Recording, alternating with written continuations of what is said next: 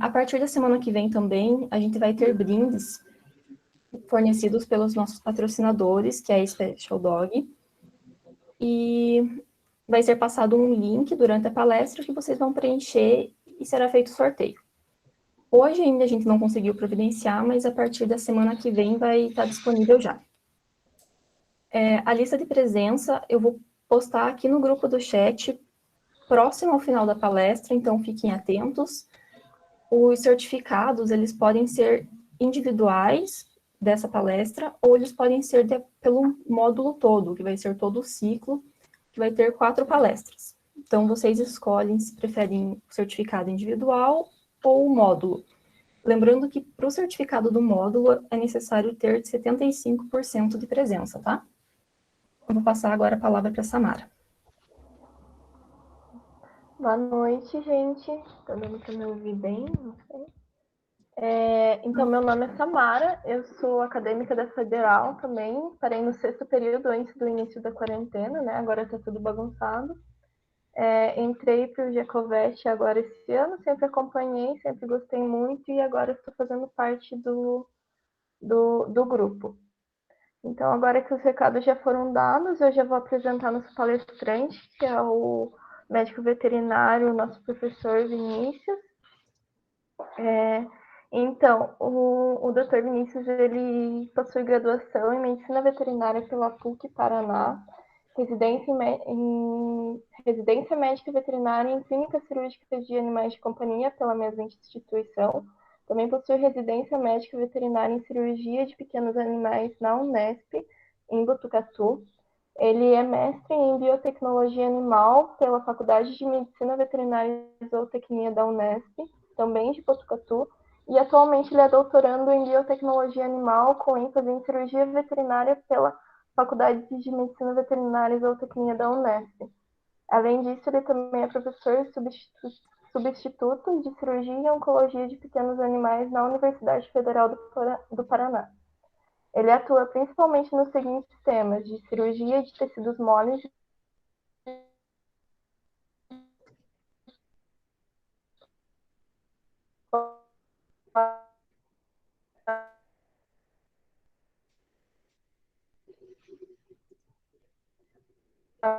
Para mim, cortou. Cortou para vocês também? Cortou aqui também. Acho que ela caiu, na verdade.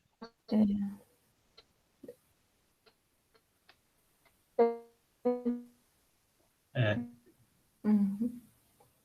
Peraí, gente.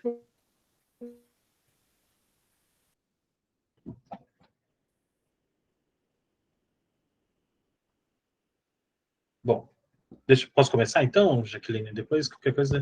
Pode, Acho que já estava no finalzinho. Tava. Né? Ou se quiser, eu posso complementar aqui também. Não, fica tranquilo, eu continuo. Então tá. Gente, boa noite, tá? Então, como a Samara falou, eu sou o professor Vinícius, eu sou professor aqui da UFPR. E sou também coordenador do grupo de estudos. E eu queria dar muito bem-vindas, as boas-vindas para vocês. A gente está com 69 pessoas na sala, é bastante gente, então isso é muito legal para a gente. Fica super feliz que vocês estejam querendo participar e acompanhando o grupo. Espero que seja muito proveitoso para vocês. Antes de mais nada, antes de eu começar, eu queria só dizer para vocês que de vez em quando eu estou olhando de lado, assim, mas é porque tem uma outra tela aqui e eu que fico autorizando vocês a entrar. Então, apita o negócio aqui, eu preciso clicar ali. Então, se eu estiver olhando aqui para o lado, não estou deixando vocês de lado e olhando o WhatsApp, né? Eu estou só clicando no botãozinho, tá bom?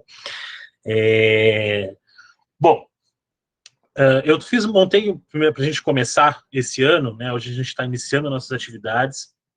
Espero que seja proveitoso. A gente começou com um módulo voltado a emergências, né? Voltado a essa parte mais de urgência e emergência. A gente queria ter começado com uma aula sobre triagem, né? Então, começar realmente do básico para que as coisas tivessem uma sequência. Porém, a gente não conseguiu ajeitar horários das palestras e tudo mais, então a gente teve esse problema. Então, eu resolvi começar com feridas, que é um tema que todo mundo fala, tá? Todo mundo fala, não, todo mundo pega casos assim. Todo mundo lida com esses casos no dia a dia. E muitas vezes a gente tem dúvidas de como tratar. E a gente tem dúvidas por quê? Porque nos é ensinado de várias formas diferentes como tratar feridas. E vou falar para vocês, todas estão certas, muito provavelmente, né? se tem gente de outras faculdades, provavelmente aprendeu, que não teve aula comigo, provavelmente aprendeu de outras formas, com outros professores, e não tem nenhum problema com isso, né? A professora Roberta mesmo está aqui na sala com a gente, e ela provavelmente ensina de uma forma totalmente diferente da minha, e não há nada de errado nisso, né? Porque feridas é um tema tão recorrente, tão comum, que se ensina de tantas formas diferentes. Todas elas estão certas, todas elas têm suas nuances, suas diferenças, mas no final a gente resulta na mesma coisa. Mas eu quis trazer uma aula rápida, então eu não pretendo não me estender muito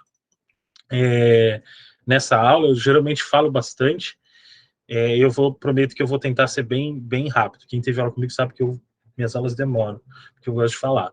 Mas então eu trouxe uma aula bem prática, para a gente realmente discutir o que a gente precisa fazer quando a gente atende uma ferida, sem entrar em tantas questões fisiológicas, de tratar, de pensar, né, a gente tem um raciocínio clínico, mas sem entrar tanto em umas questões fisiológicas ou mais bioquímicas da coisa, tá?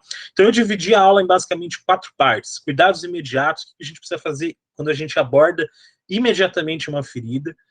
Cuidados definitivos, ou seja, aquele cuidado de verdade, a hora que a gente vai dar realmente atenção para essa ferida. A parte de debridamento ou desbridamento, como vocês quiserem chamar, as duas formas estão corretas. E a parte de fechamento, que não necessariamente é o fechamento cirúrgico, a sutura, mas sim aquela etapa do cuidado da ferida, onde a ferida vai começar de fato a fechar. Pode ser aberto, pode ser fechado, pode ser com sutura, sem sutura, enfim. Várias formas diferentes, tá? Essa é a página que eu mantenho lá no Instagram. A gente fala basicamente de oncologia, mas também sobre cirurgia lá também. Então, quem tiver interesse, quiser seguir, fique à vontade, tá? Bom, antes da gente começar, antes de tudo, eu queria falar uma frase que uma vez um professor disse para mim. Ele falou assim, que era muito difícil tratar errado uma ferida. Tá? Isso é importante da gente pensar. É muito difícil tratar errado uma ferida. Às vezes, não importa o que você faça, a ferida vai fechar, principalmente em cães, né?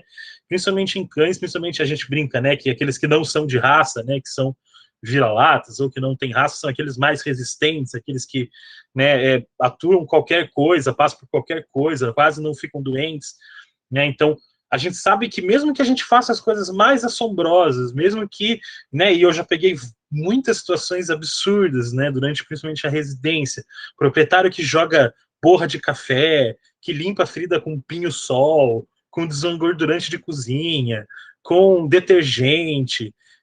Uma vez eu peguei um proprietário que suturou a ferida com barbante.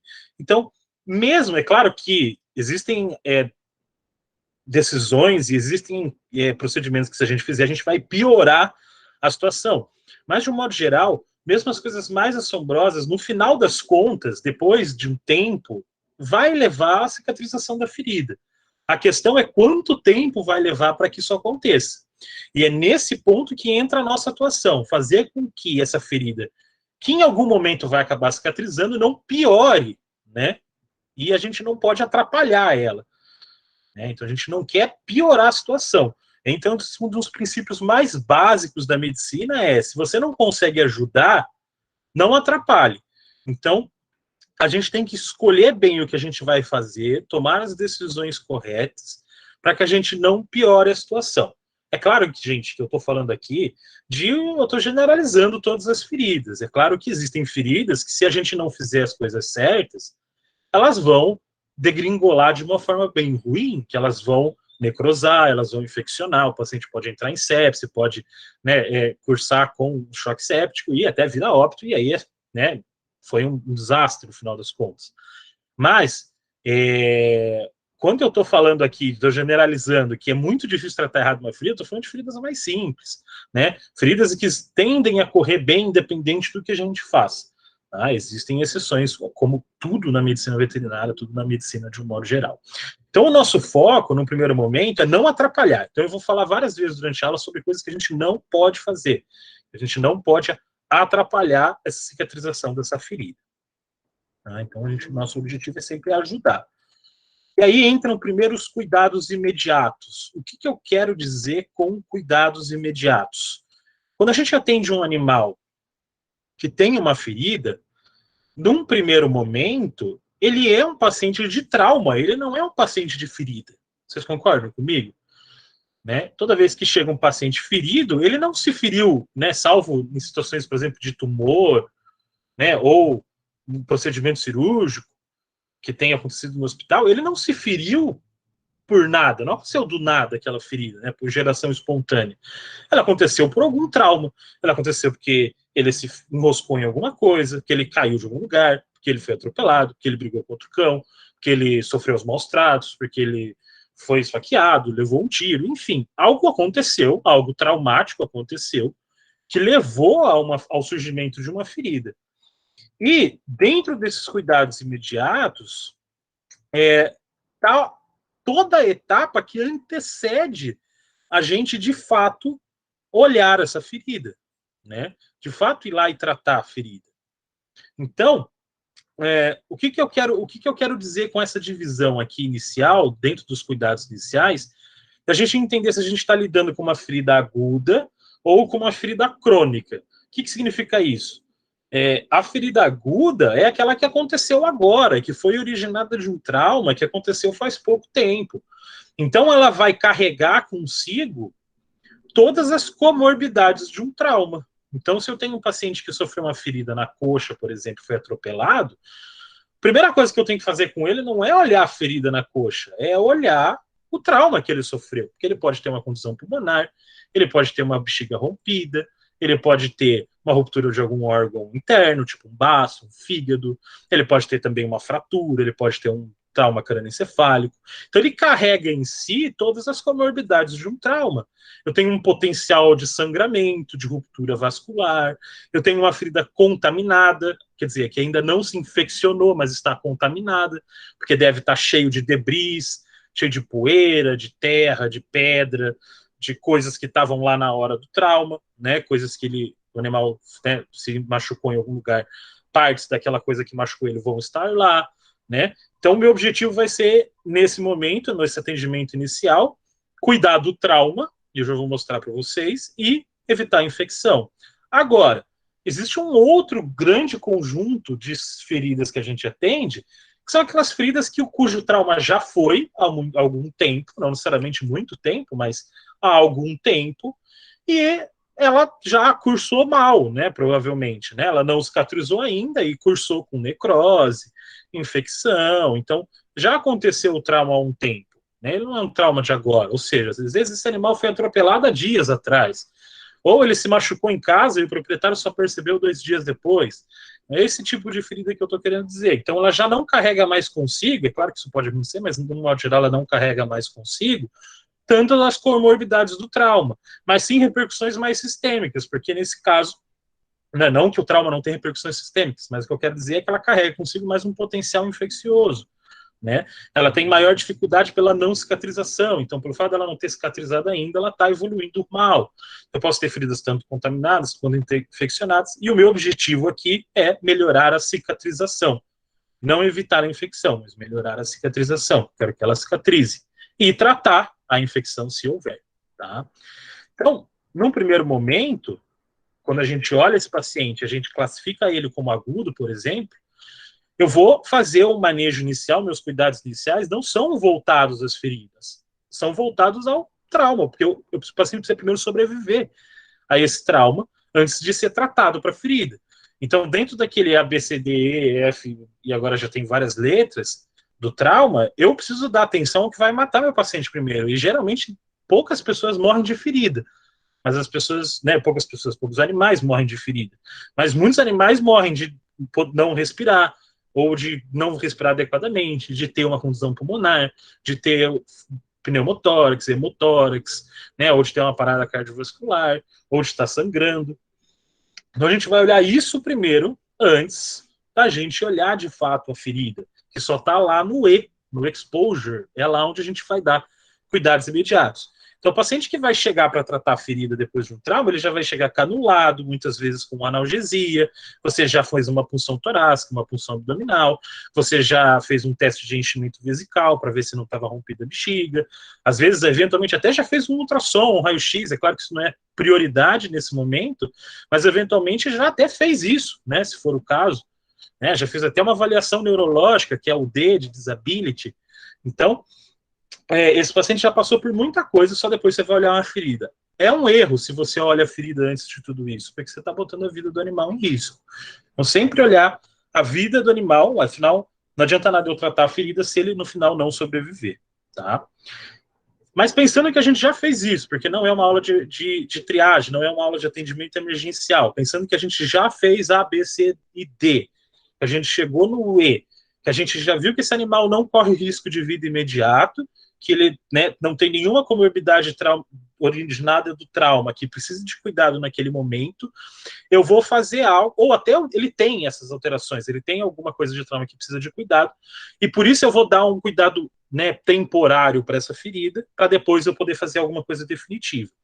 Então, nessa hora, o meu objetivo é evitar a infecção. Lembra que eu falei para o começo para vocês? Evitar a infecção. Então, eu vou lavar essa ferida com o que eu estiver disponível no momento. O ideal é ringer lactato, né? É o mais fisiológico, é o que tem mais próximo do nosso sangue, mais próximo do nosso organismo, tanto em pH quanto em composição osmótica. Então, o ringer lactato é melhor, mas se eu só tiver solução fisiológica, pode ser solução fisiológica. Se eu só tiver ringer simples, pode ser ringer simples. Mas o ideal é ringer lactato. Alguns trabalhos falam até que o ideal, que você poderia usar água de torneira, mas eu particularmente não recomendo, principalmente se você estiver num ambiente hospitalar, não tem essa necessidade. O que é importante dessa lavagem? O aspecto. Não precisa inventar moda, não precisa colocar antisséptico, jogar líquido de DAC, jogar, né, água oxigenada, não inventa moda. A ideia aqui é só diluir aquele contaminante que veio do trauma.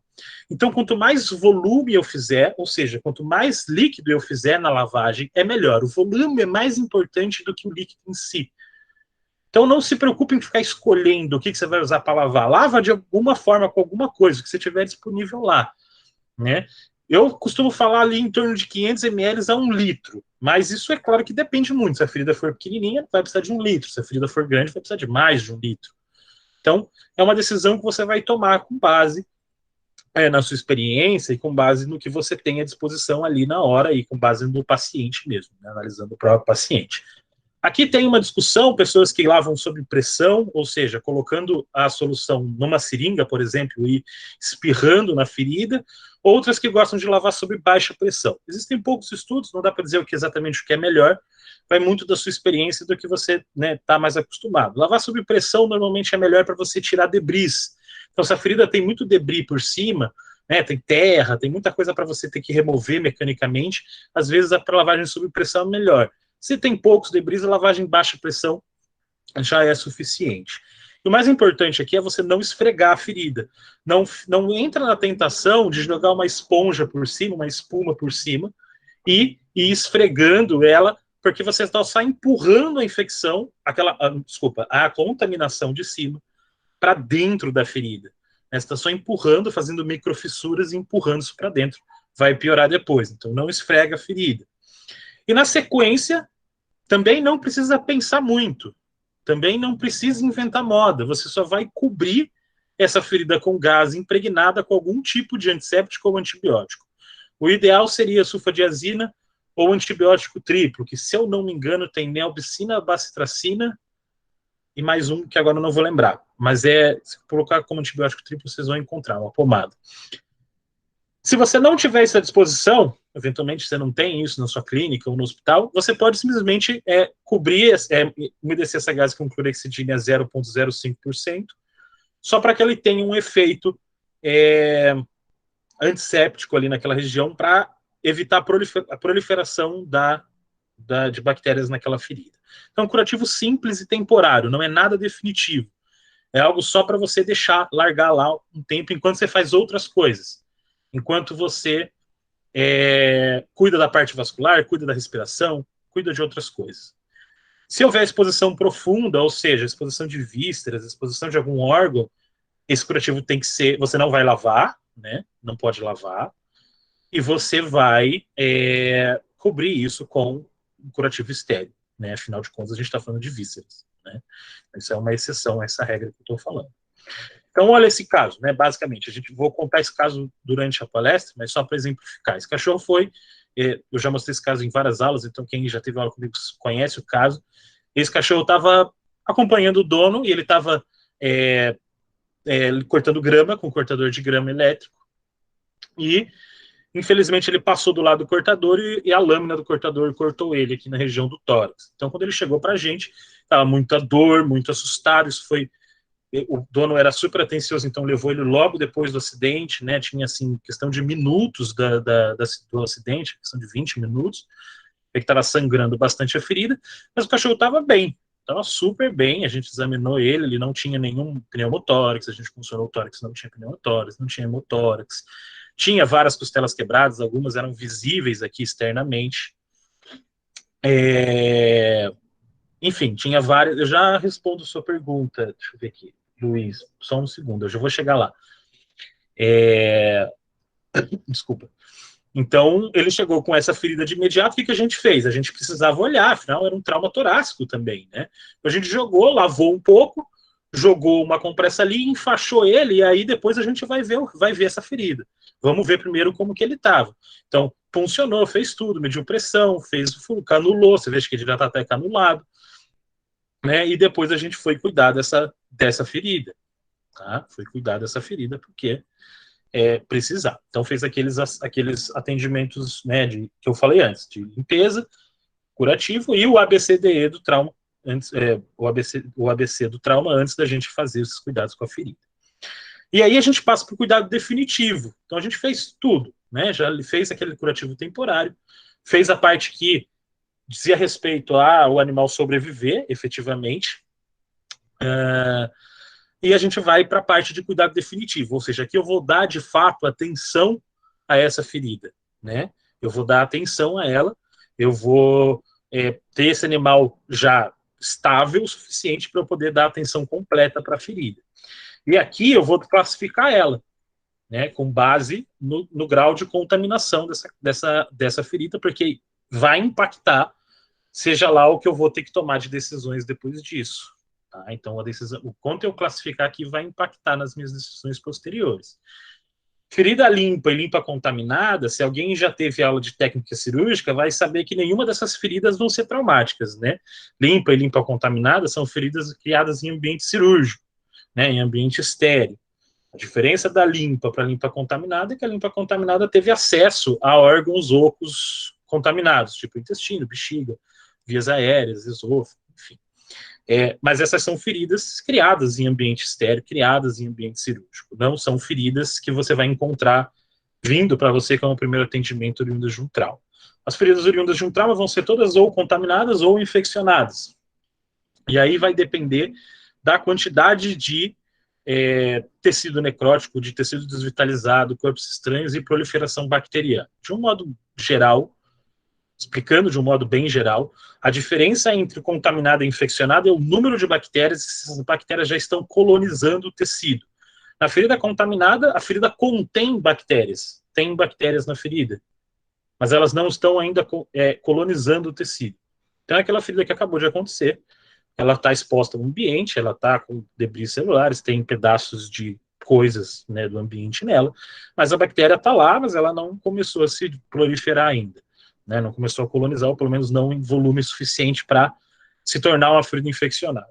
Outro ponto, a infeccionada que já tem muita bactéria, já tem muito mais tecido necrótico, tecido desvitalizado, às vezes tem vísceras perfuradas, enfim. Vai variar bastante aí essa contaminação, essa classificação com base em como esse paciente se apresentou para você. Então, não dá para dar um guia direto assim, tantas horas depois já é infeccionado, tantas horas depois já é contaminado. É difícil falar isso, depende muito de paciente para paciente da sua avaliação clínica na hora. Tá? O que inclui os cuidados definitivos? O que tem dentro dessa etapa, dentro desse protocolo que eu estou passando para vocês? E, mais uma vez, falo que não é só essa sequência que existe, você pode ter N outras formas de ensinar tratamentos de feridas, isso é importante vocês terem na cabeça. Porém, eu gosto de classificar dessa forma. Então, nos cuidados definitivos, o que eu preciso ter? Né? Na grande maioria dos casos, vai me exigir anestesia de alguma forma, né? Seja por uma anestesia geral, seja com sedação, seja com uma tranquilização. De alguma forma, eu vou ter que, né, acalmar esse paciente para eu poder fazer todo o restante do tratamento. Lembrando que até agora eu só lavei um pouquinho a ferida e cobri, né, só para não piorar a situação.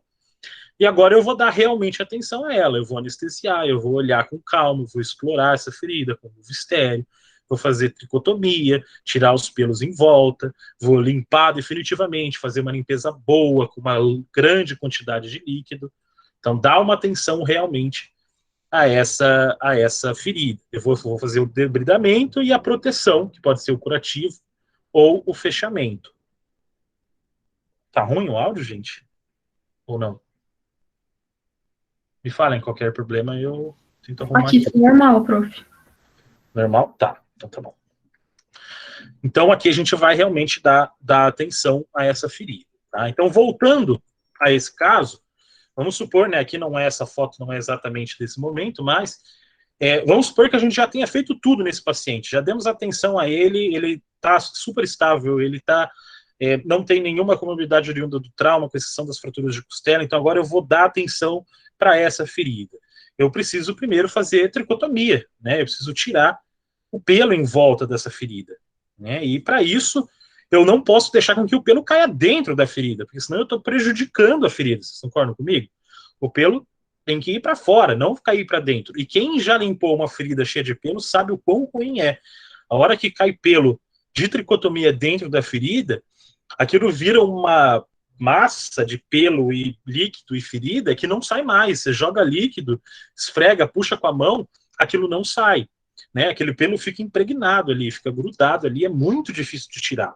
Então, o que eu costumo falar para falar e fazer, né, para tratar nessas situações quando eu preciso fazer a tricotomia, a ferida está aberta?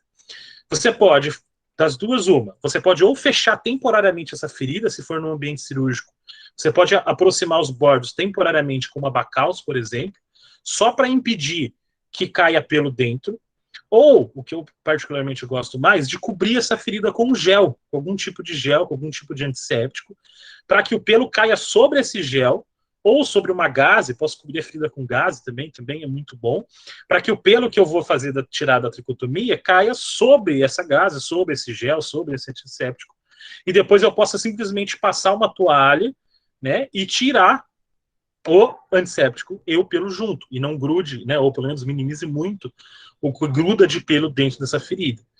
Então, se eu faço a tricotomia sem usar desse artifício, vai cair um monte de pelo lá, então eu estou piorando. Aquilo que eu falei para vocês, né? A gente não fizer nada, às vezes é até melhor. A gente, né, faz e cai aquele monte de pelo, a chance de contaminar é muito maior. Então, aqui eu gosto de colocar alguma coisa dentro da ferida para me facilitar a remoção. E depois eu vou fazer a limpeza. Então, esse é o mesmo paciente, já com a tricotomia feita, e aqui ele está sendo limpo, né? Ele foi limpo, aqui já está até alguma coisa suturada, aqui não tenho exatamente o passo a passo, as fotos do passo a passo, já tem algumas coisas até suturadas, mas o fato é que aqui foi feita a limpeza, que é pós-limpeza.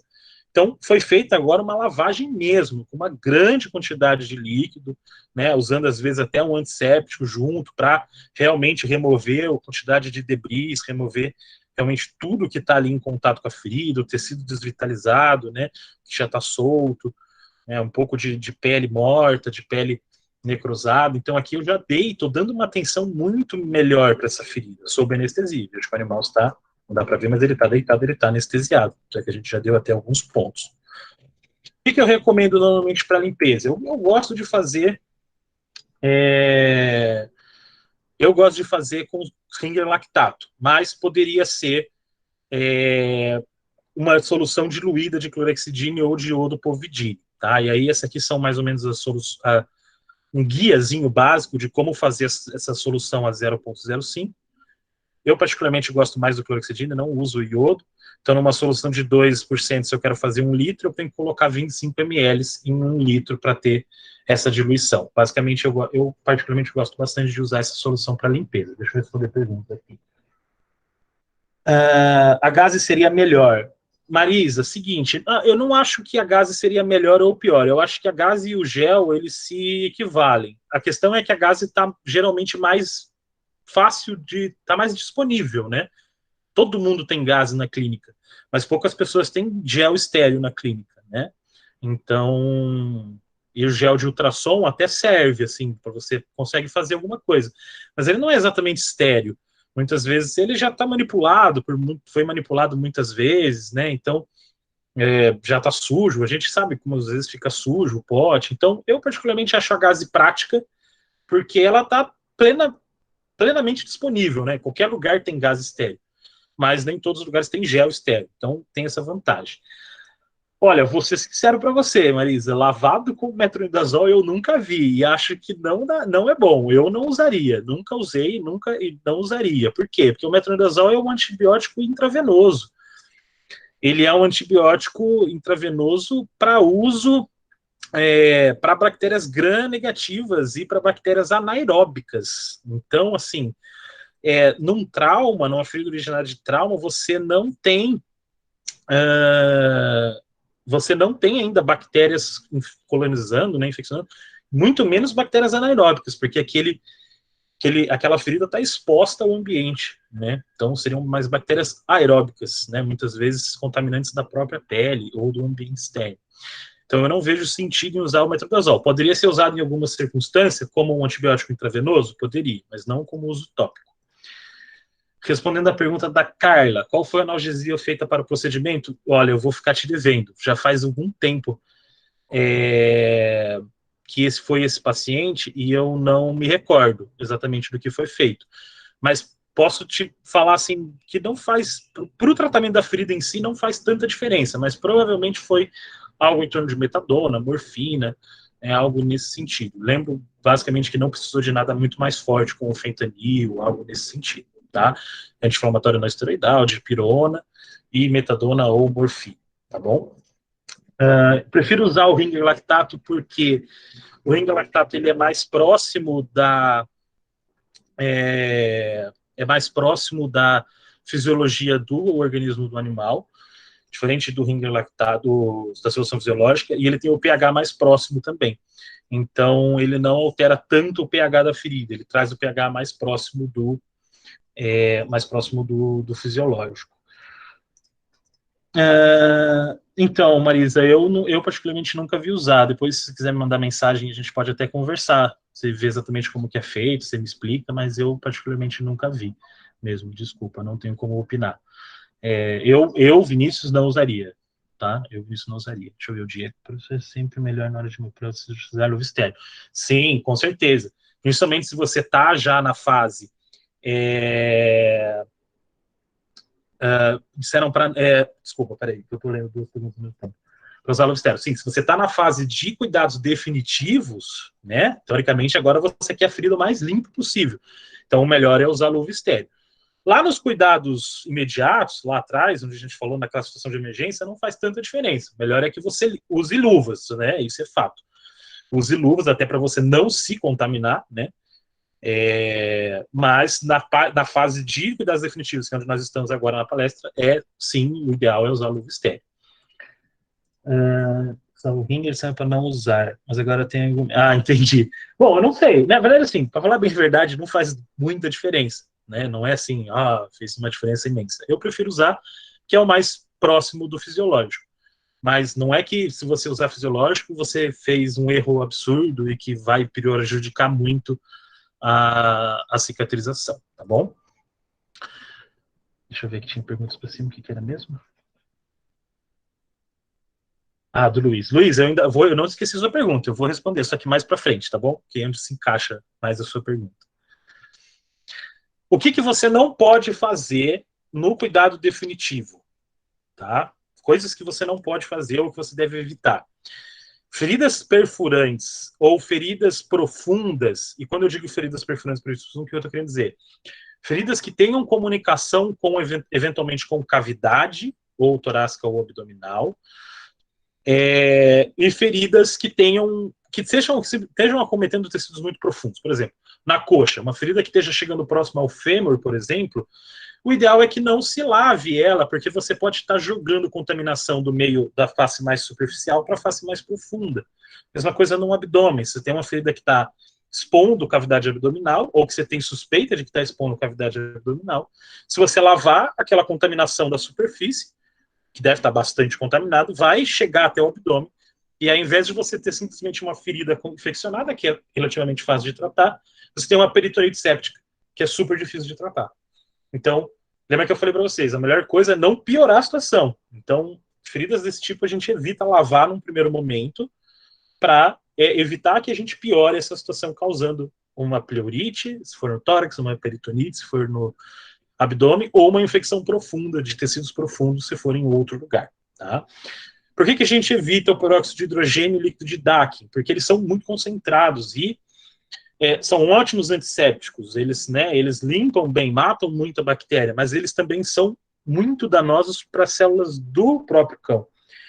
Então, o peróxido de hidrogênio, que é água oxigenada, ela mata muita bactéria, ela é um excelente antisséptico, mas ela também mata fibroblastos, ela também mata vasos sanguíneos, ela também mata células do próprio corpo. Então, ela, por um lado, melhora, por outro lado, piora. Então, a gente tenta evitar a limpeza com esse tipo de solução. Né? O líquido de Dakin, isso, é o procloreto de sódio, exatamente. É isso. E tomar cuidado também com antissépticos muito concentrados. Né? Aqui eu botei líquidos, mas a palavra melhor seria antissépticos. Por que eu faço essa diluição? Né? De 0,05? Porque a solução de 2% é excelente, ela mata muitas bactérias, mata muitas contaminantes, é ótimo para você lavar, mas ela também é danosa para fibroblastos. Então, a solução de 0,05, segundo alguns estudos, ela é a ideal, porque ela mantém um efeito antisséptico muito semelhante a de 2%, sem o efeito deletério do clorexidina. Né? Então, é uma forma de você balancear. Acho válido, mas acho que depende também muito do lugar, da situação, Diego. Se tiver de fechar, que se diz com suturas, imagino, né? Se for com suturas, eu acho que não teria problema fazer a lidocaína. O problema é se você for fechar, por exemplo, com um curativo. Acho que não vai ser tão efetivo se a ferida for ficar aberta. E a lidocaína vai ficar no curativo, não vai fazer efeito, e talvez esteja infeccionado e a lidocaína não faz efeito quando está infeccionado. Então, se for fechar a costura, sim. Ana, caso de evisceração, não se deve lavar? Não se deve lavar imediatamente, se deve lavar, já vou chegar lá também, mas se deve, só para te adiantar, não lavamos sem uma exploração cirúrgica associada, entendeu? Então é preciso que você explore a ferida primeiro, que você interrompa aquela solução de continuidade da ferida com o abdômen ou com o tecido profundo, e que você lave sob visualização cirúrgica, entendeu? Você vai lavar, mas durante o ato cirúrgico, aquele momento que você está lá, você já abriu o paciente, está olhando os danos internos que ele teve, só aí você vai lavar, sob exploração cirúrgica, não sem isso. Não sei se te respondi, mas acho que sim. Próxima etapa, debridamento, tá? Então, o debridamento ou desbridamento é a parte que a gente vai tentar sobre exploração cirúrgica, sim. Principalmente sobre exploração cirúrgica, eu lavaria com ringue lactato, porque daí ele vai ter contato com o abdômen, daí é ainda mais importante que seja feito com ringue lactato, porque daí parte dele é absorvido pelo corpo, né? Diferente de uma ferida superficial onde não tem tanta absorção. Tá? Bom, parte do que eu ia falar nesse slide já abordei nessas perguntas, então, feridas penetrantes, feridas em cavidades, são feridas que a gente tem que ter muita atenção, porque geralmente estão associadas com muitas complicantes, muitas alterações sistêmicas, né, alterações que vêm junto com muitas vezes perfuração de vísceras, muitas vezes com outros danos mais internos, que são às vezes até mais importantes do que a própria ferida. Então, nesses casos, exige-se exploração cirúrgica. Esse é o caso que o animal vai para a mesa cirúrgica antes de todos esses cuidados definitivos, né? Antes de tudo, porque eu preciso olhar, ver como é que está isso. Antes de eu fechar a ferida, lavar a ferida, fazer tudo isso, eu preciso olhar se não teve ruptura de um rim, se não teve ruptura de um intestino, se eu não tive, não tenho infecção dentro do abdômen, se eu não tenho peritonite. Então, eu preciso dar uma olhada nisso antes de todas as outras coisas. Então, muitas vezes, feridas desse tipo vão envolver toracotomia, laparotomia, uma lavagem sob visualização direta, E aí, nesse caso, eu vou evitar ao máximo antissépticos, porque se eu colocar Ringer lactato com clorexidine numa ferida como essa, o clorexidine vai cair dentro da cavidade, né? E a gente não quer que caia clorexidine dentro da cavidade, né? Ele é danoso para as vísceras, causa irritação, causa peritonite química. Então, eu não quero que isso aconteça. Então, a gente evita, nesses casos, feridas penetrantes ou feridas em cavidades, usar o antisséptico associado ao Ringer lactato. Luiz, se for ferida de mordedura, devo tomar algum cuidado diferencial? Sim, principalmente, talvez não nessas primeiras etapas, mas principalmente na questão do fechamento, é uma questão mais delicada de fechar feridas por mordedura, né? A gente, no modo geral, evita fechar, mas eu já chego um pouco mais para frente sobre isso, eu já falo mais sobre essa questão. Porém, uma coisa que cabe bem aqui nesse slide, feridas por mordedura frequentemente são feridas penetrantes, são feridas lacerativas, né? São feridas que causam grandes destruições de tecidos profundos. Então, são feridas que muitas vezes o furo externo, a ferida externa que a gente vê é muito pequena, mas o estrago por baixo dessa ferida é muito grande. Então, muitas vezes feridas por mordedura entram nesse item aqui, entram nesse quesito de feridas penetrantes em cavidades e que muitas vezes vão exigir exploração cirúrgica, justamente para você conseguir explorar e olhar essa ferida por dentro e ver se ela está realmente, se ela não está se comunicando com a cavidade abdominal ou torácica, tá? Bom, pensando no debridamento, agora que a gente já fez os cuidados imediatos, estabilizou o paciente, anestesiou, sedou, tranquilizou, enfim, aqueles cuidados iniciais, e a gente está com ele anestesiado e a gente vai, né, remover o máximo possível de tecido contaminado, necrótico, que existe lá na ferida, tá? E aqui eu entro basicamente em dois tipos de debridamento, ou de desbridamento. O debridamento do tipo cirúrgico, que muitas vezes vai estar associado a esse ato que a gente está falando agora, o ato de ter o animal anestesiado, pronto, na mesa para você fazer isso. E o debridamento não cirúrgico, que muitas vezes vai substituir o debridamento cirúrgico, ou ser associado ao debridamento cirúrgico, ou em uma situação onde o animal não possa ser anestesiado por algum motivo, eventualmente o animal é cardiopata, ou o animal está mal, né, de outras comorbidades do trauma, e não pode ser anestesiado, não pode passar pelo debridamento cirúrgico. Então, aí, nos casos não cirúrgico, é melhor. Ou então a ferida não é grande o suficiente para merecer um debridamento cirúrgico, e pode ser tratada contra um debridamento não cirúrgico, tá? Dentro do cirúrgico, a gente tem dois tipos. A gente tem o debridamento em camadas, que está com esse asterisco do lado, porque é o debridamento mais comumente feito, mais frequente na nossa rotina, e o debridamento em bloco. Qual que é a diferença entre os dois? O debridamento em camadas é o que a gente costuma fazer, a gente vai retirando partes dos tecidos contaminados, né, tentando chegar até um tecido viável. Então, muitas vezes os bordos da ferida, os bordos da pele é onde estão mais desvitalizados, né? A gente às vezes tem algum tecido mais, uma tese um pouco mais profundo do leito mesmo da ferida que está desvitalizado e você consegue remover, mas muitas vezes você não consegue tirar tudo que está desvitalizado, né? Mas a gente tenta trazer, aquela que a gente às vezes escuta na faculdade que tem que cortar até sangrar, né? Isso não é necessariamente verdade, mas o ideal mesmo seria que a gente chegasse a ter tecido viável, né? O ideal, mas não precisamos fazer isso sempre. E o debridamento em bloco, diferente desse, você está removendo a ferida como um bloco. Remove a ferida como um todo, né? Remove a ferida por inteiro. Como se a ferida fosse um tumor, por exemplo, né? Você vai retirar ela como um todo. E dentro do debridamento não cirúrgico, é uma coisa que muitas vezes a gente faz muito na rotina, né? Usando pomadas, usando curativos. Então, o debridamento não cirúrgico, às vezes, ele é até mais usado do que o cirúrgico. Desculpa. Então, aqui no debridamento não cirúrgico, entra o debridamento não enzimático, que é o uso de mel e açúcar, que acho que alguém comentou alguma coisa aqui e eu fiquei de responder, que é a pergunta do Luiz.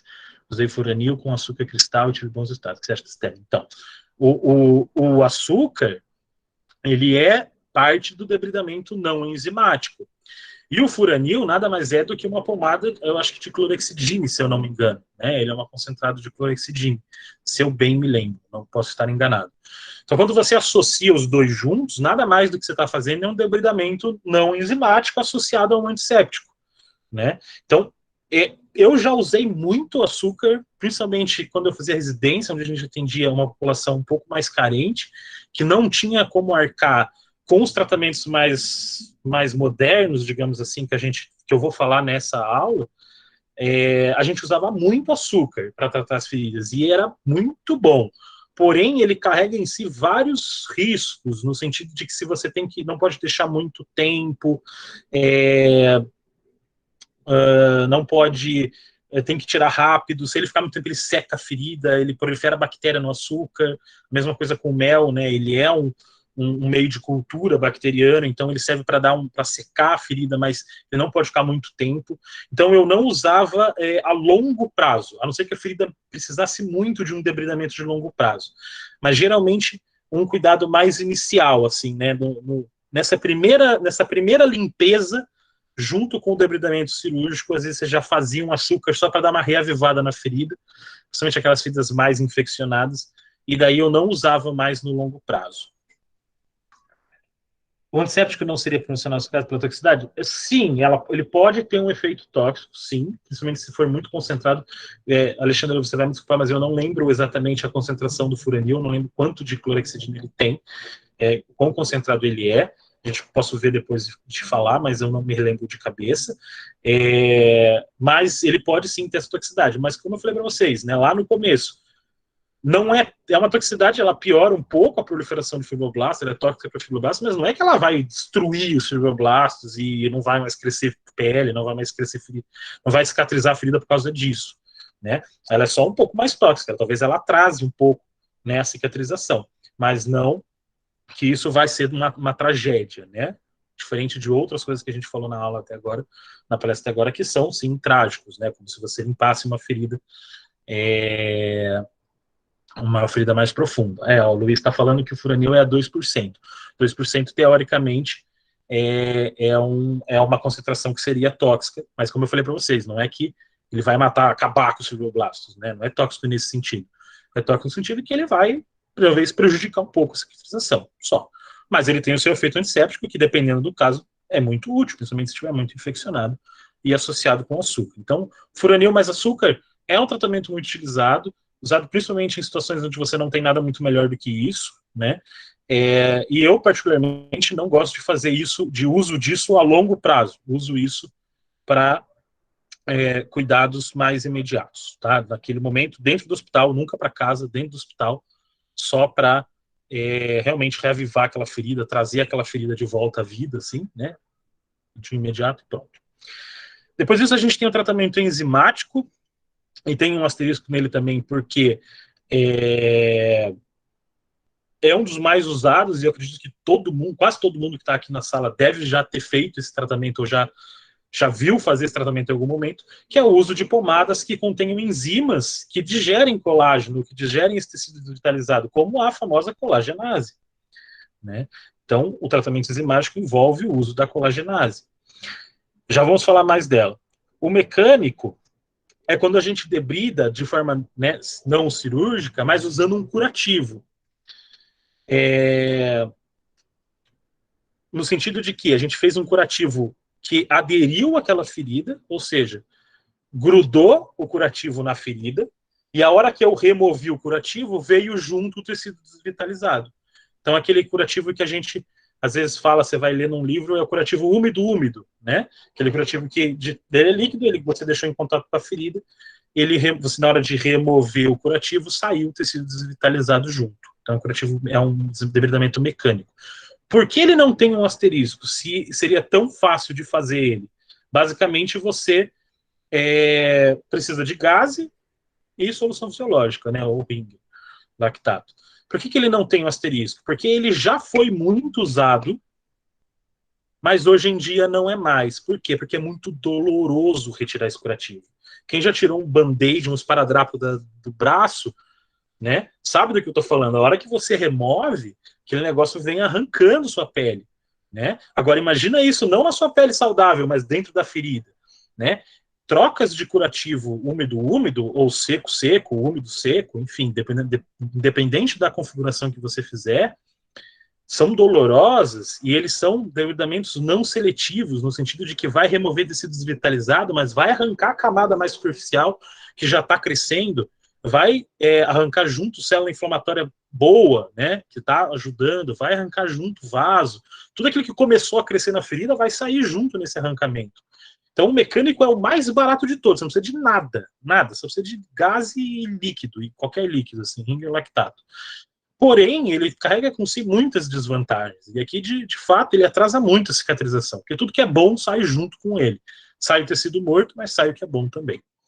E o debridamento autolítico, que é o que eu realmente trouxe mais para a gente discutir aqui, ele é o mais moderno, digamos assim, né? Tem várias nuances dentro dele, várias coisas novas que vêm aparecendo no mercado, mas é o que tem de mais moderno, que é onde você usa o líquido do própria ferida para debridar ela, né? Então é um debridamento super seletivo. O que eu quero dizer com seletivo?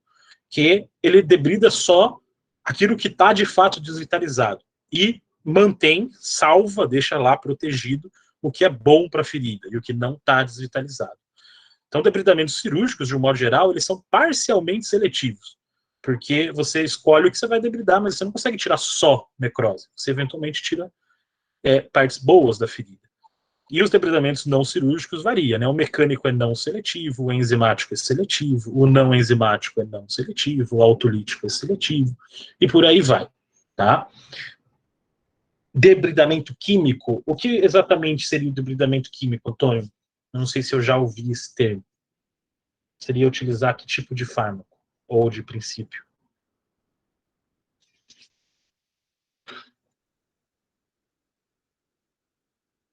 Enquanto o Antônio manda ali a resposta, vou continuar aqui, tá? Só para a gente não atrasar a aula. Então, olha esse caso aqui, né? Uma ferida bastante... Eu, particularmente, nunca utilizei, tá? Eu não tenho experiência. Depois você até quiser contar a sua experiência, mas eu nunca utilizei esses compostos. Desculpa, não posso opinar, tá? Então, nesse caso aqui, era um paciente, né, tinha essas lesões, muito necrótico, né, tecidos enegrecido, né, totalmente desvitalizado, múltiplas feridas, e a gente fez o debridamento em camadas, no sentido de que a gente foi aos poucos removendo. Essa foto não é exatamente depois do debridamento, tem alguns dias aí depois, mas dá para entender basicamente o que foi. A gente removeu esse tecido desvitalizado, né, reavivou os bordos e tirou o tecido, né, cirurgicamente tirou o tecido morto, fez uma boa limpeza, então trouxe essa ferida já para um outro estado melhor, né, de cicatrização, e a partir de agora ela vai seguir seu rumo com um tratamento mais clínico, né, mais conservador. Esse outro caso é um gatinho que se queimou com colchão térmico, então uma lesão iatrogênica, né, de queimadura, tá com essa ferida aqui, vai fazer escara, né, essa ferida vai maturar e vai necrosar, e foi de fato que aconteceu. Então, a hora que formou esse tecido desvitalizado, ele também precisa ser tratado, né, precisa ser debridado e saído. Então, também foi feito um debridamento em camadas, tá? Então, que é o debridamento mais comumente feito, né? Então, foi para a cirurgia, dentro do ambiente cirúrgico, foi retirado esse tecido necrosado, esse desvitalizado, e se trouxe essa ferida para um outro estado mais limpo. O primeiro caso que eu mostrei agora, Raíza, não, esse caso aqui, esse aqui, não foi fechado cirurgicamente, nem reconstruído. Foi fechado por segunda intenção, deixou cicatrizar por segunda intenção.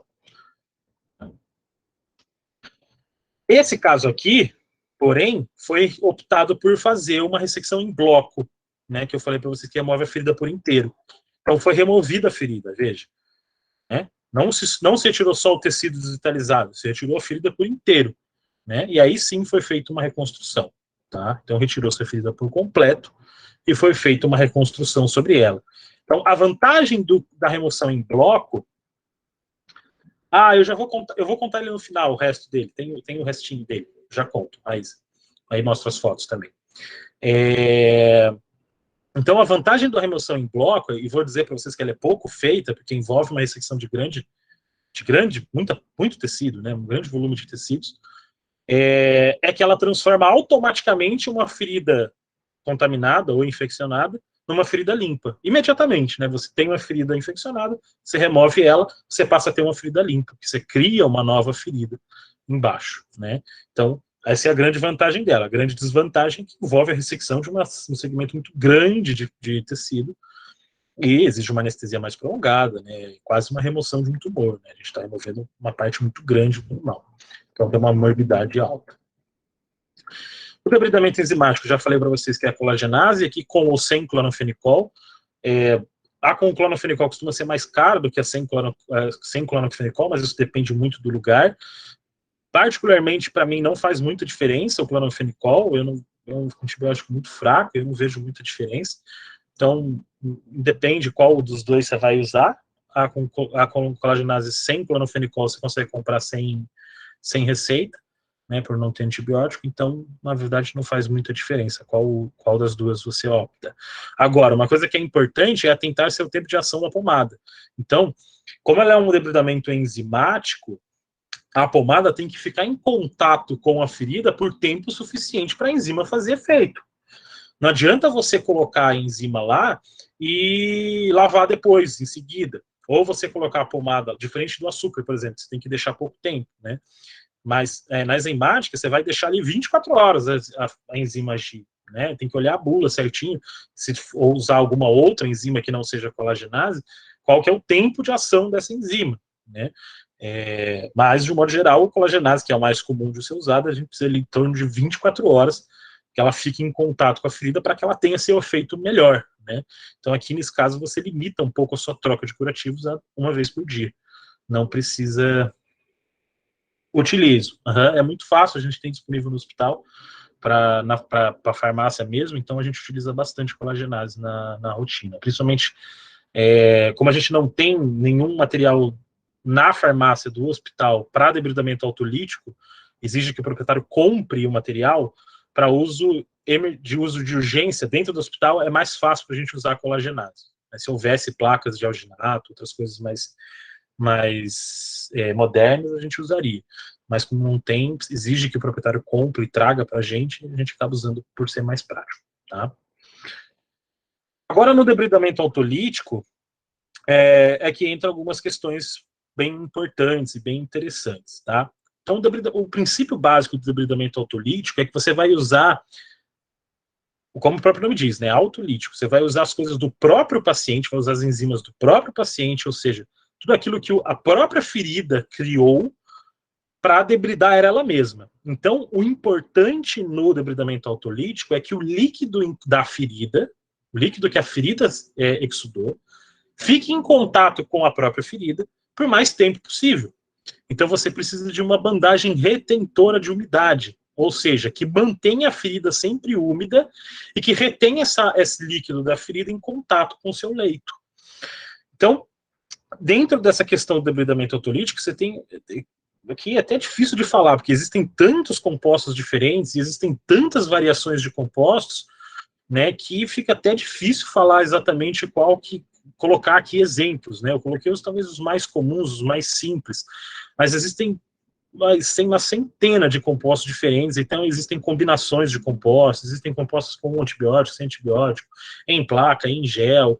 Você vai procurar, você jogar no Google alginato de cálcio, alginato de prata, aparece centena de coisas lá para você olhar, tá?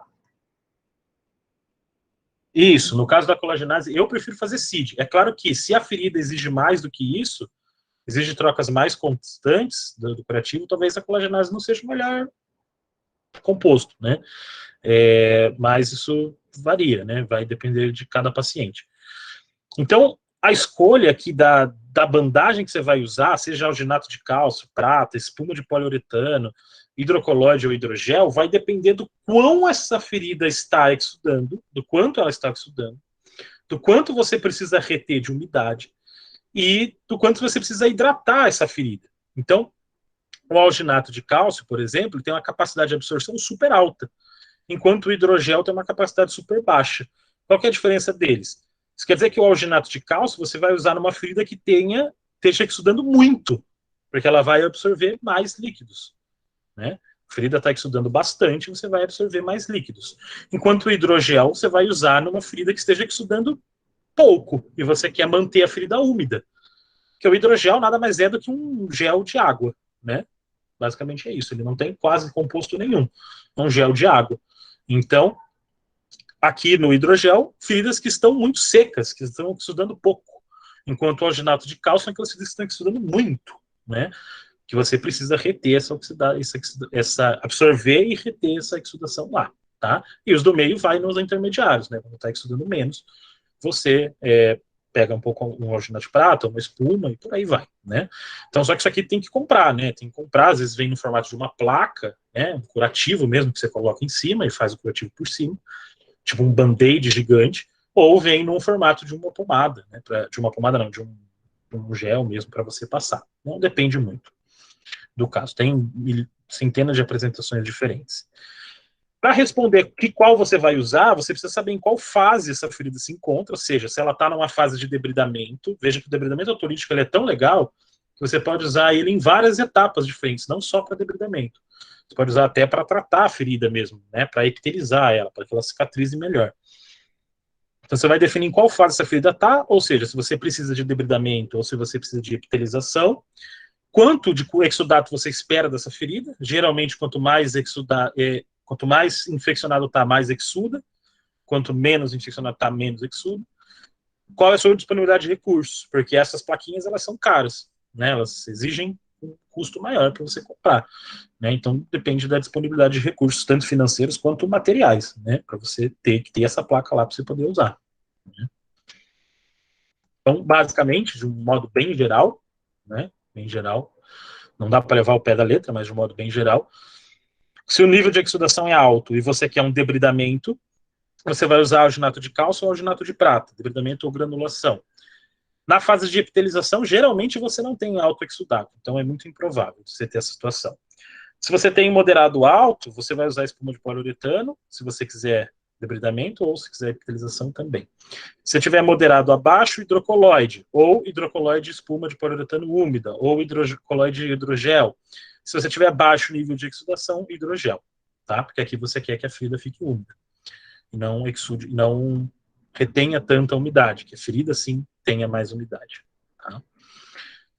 Então, para a aplicação da bandagem retentora de umidade, tem várias questões. A técnica precisa ser asséptica, ou seja, a ferida precisa estar bem limpa, suas mãos precisam estar bem limpas, usar luva estéreo, evitar contaminar, encostar o curativo em outros lugares, porque esse curativo vai ficar em contato com a ferida por bastante tempo, ele dura, dependendo do caso, ele dura alguns dias em contato com a ferida, então 24, 48, 72 horas, depende muito do curativo, e depende muito da ferida também. É importante você manter o contato somente com a ferida, tá? Não manter o contato tanto com os tecidos em volta, porque como vai manter a ferida super úmida, a umidade na pele faz maceração. Então, que nem gente que fica na piscina há muito tempo, né? Que fica com os dedos enrugados. Imagina isso 24 horas por dia, né? Com a ferida toda, ela começa a macerar a pele, né? A pele começa a ficar muito úmida e ela vai macerando, ela vai até, às vezes, até soltando pedaços de pele. Tá? Então, algumas feridas têm alguns adesivos, alguns placas têm um adesivo em volta que você consegue grudar na bordinha da ferida para não correr o risco de ficar em contato com a pele saudável, né? Sem a pele da ferida.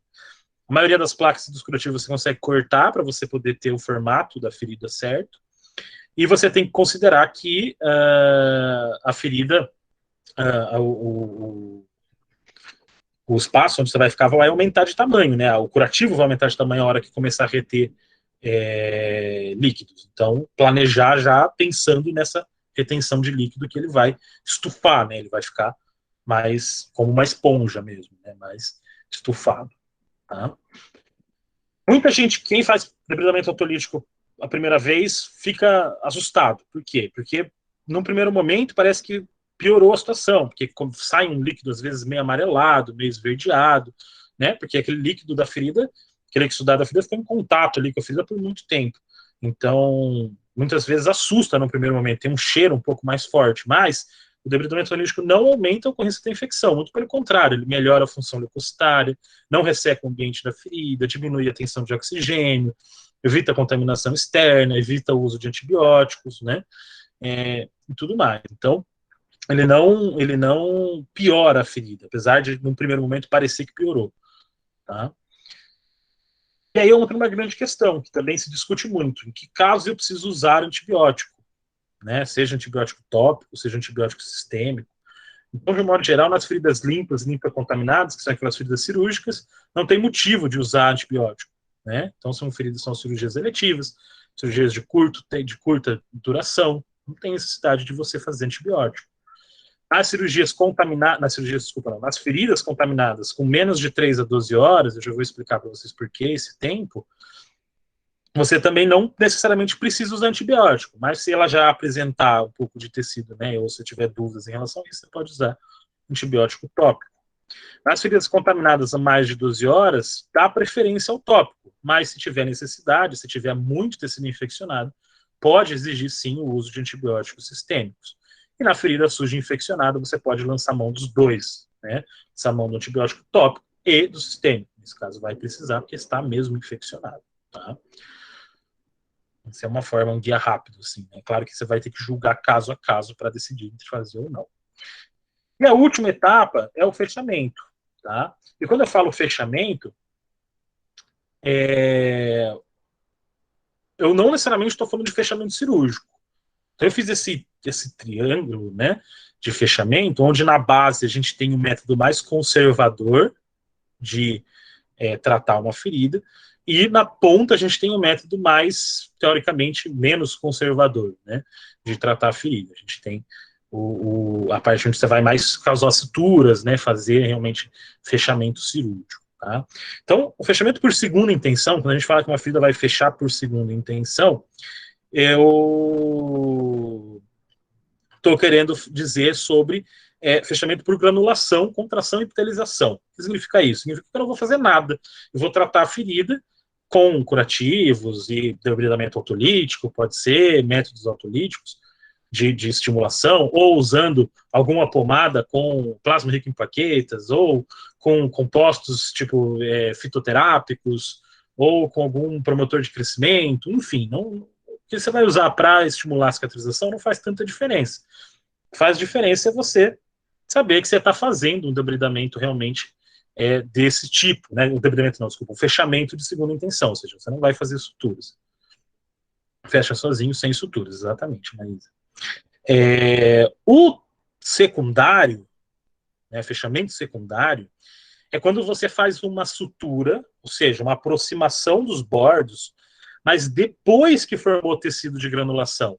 Ou seja, é aquela ferida que num primeiro momento você pensou assim, vou tratar como segunda intenção. Aí ela formou o tecido de granulação e você pensou assim, poxa, já acho que dava para fechar, né? Acho que dava para fechar, acho que dá para suturar. E aí, com o tecido de granulação formado, você chegou e suturou. Então, é um fechamento secundário, né? O fechamento primário retardado é quando você ficou na dúvida se aquela ferida estava infeccionada ou não, ou seja, você se questionou se aquela ferida já estava infeccionada, se você deveria fechar, e você resolveu aguardar alguns dias. Então você falou assim, vou aguardar alguns dias para ver como essa ferida vai reagir. Se ela reagir bem, eu vou fechar. Se ela não reagir bem, eu vou manter ela num tratamento ou de segunda intenção ou secundário. Então você esperou uns dias, não necessariamente formou tecido de granulação ainda, e você fechou. Então é um primário retardado. Você resolveu fechar com um pouco de atraso. Tá? Então é isso. E o primário não. O primário é aquela ferida que está bonita, que não tem infecção, pode ter até a contaminação, mas você limpou, você fez todos os cuidados, e você optou por fechar logo de cara. Não fez nada de tratamento aberto. É aquela ferida limpa, que muitas vezes você chegou, cuidou, tratou e fechou logo em seguida, né? Durante o mesmo procedimento do debridamento, enfim, não sei, né? Varia de situação para situação. Mas o primário é a sutura normal que a gente está realmente mais habituado. Tá? Aqui entra, na hora de decidir fazer um desses 4 métodos, um conceito que é muito importante, que é um conceito de hora-ouro. Esse conceito de hora ouro, ele já foi colocado em xeque na medicina, mas na veterinária a gente ainda não tem muitos estudos sabendo se ele realmente existe.